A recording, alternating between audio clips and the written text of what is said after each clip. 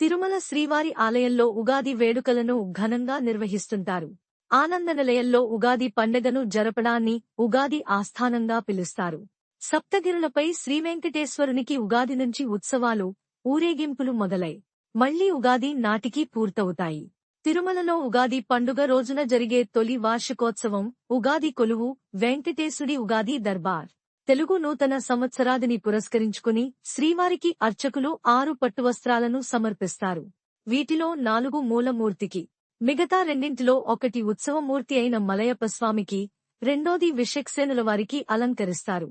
మూలమూర్తి సమర్పించే 4ంటిలో ఒకటి స్వామివారి కిరీటానికి, రెండోది నందకం, ఖడ్గం, మూడోదానిని ఆది తోమాలగా, నాలుగోదానిని ఉత్తరీయంగానూ అలంకరిస్తారు. అనంతరం శ్రీవారి ఆలయంలో ఉగాది ఆస్థానం కార్యక్రమం నిర్వహిస్తారు.